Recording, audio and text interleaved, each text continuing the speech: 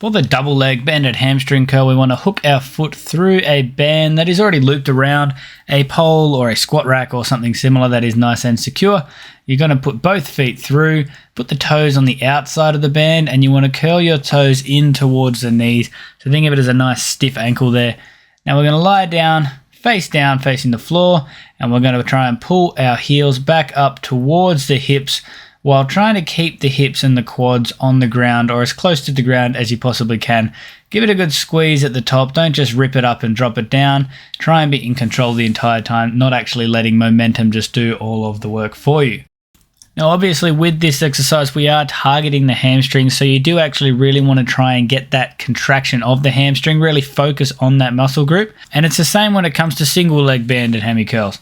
You're simply going to have one leg jump out of the band and continue doing the exact same thing with one leg at a time. Now with this you do want to make sure that you're not rolling your hips. That can happen a little bit. We want to keep making sure that we're staying square and not letting rotation dictate that movement. We want to make sure that we're in control of it from that hamstring.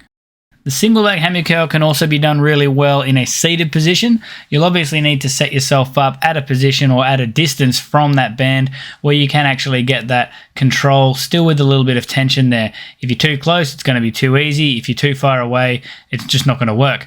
So I do prefer to do this as a single leg variation. It becomes all sorts of problematic when you try and do it double leg. It theoretically can be done, so if you are comfortable trying double leg, go for it. But when you're doing it single leg, you're usually able to secure yourself on the ground and on the bench, and then you're able to get a bit more force with the leg that you're actually working. Now the seated variation does get a little bit less of a stress or a little bit less contraction through the lower back. So if you are someone that struggles with lower back or just back pain in general, then the seated variation might actually be what you would prefer to use, what's actually going to be more beneficial for you, because you can really truly isolate the hamstring during this curl without turning anything else on and without sort of picking the hips off the ground even a little bit. So that is the banded hamstring curl, both double and single leg.